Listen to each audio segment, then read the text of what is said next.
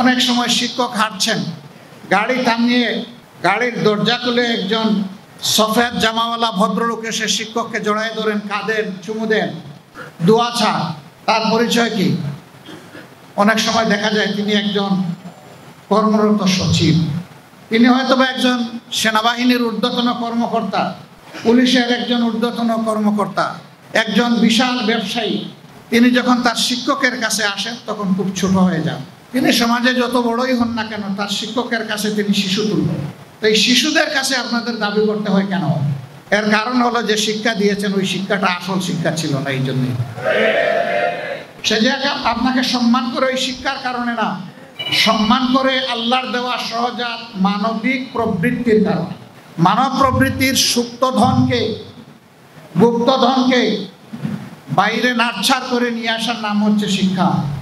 আমরা সেটা পারিনি বলেই আজকে ছাত্রদের দুয়ারে শিক্ষকদেরকে এইভাবে অসহায়ের মতো দাবি পেশ করতে হচ্ছে।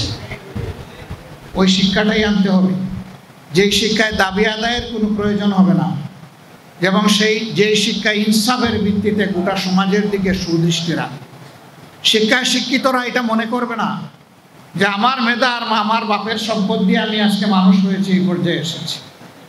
বরঞ্চ সে আল্লাহকে ভয় করবে। এই মেধাটা আল্লাহ আমাকে না দিয়ে একজন সাধারণ শ্রমিককে দিতে পারতেন, সাধারণ মানুষকে দিতে পারতেন। আর আমি শুধু আমার বাপের টাকায় এই লেখাপড়া করি নাই, যে কথাটা আমি সব জায়গায় বলি এবং বলতেই থাকবো। এখানে আমাদের সকলের জন্য, আমার জন্য এটা প্রযোজ্য।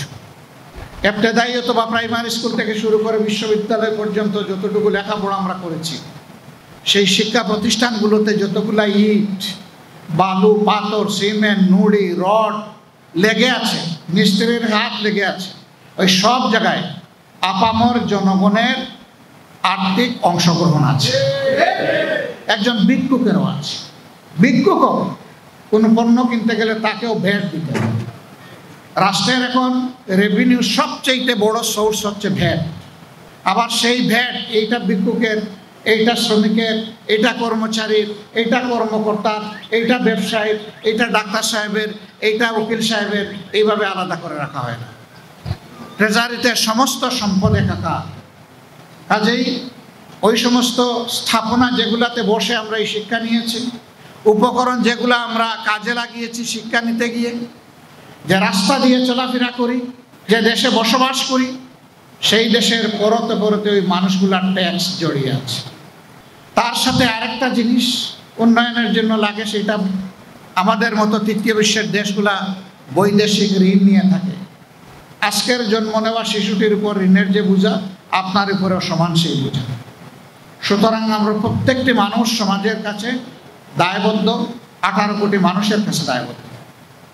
এই ফিলিংস আমাদের থাকে না।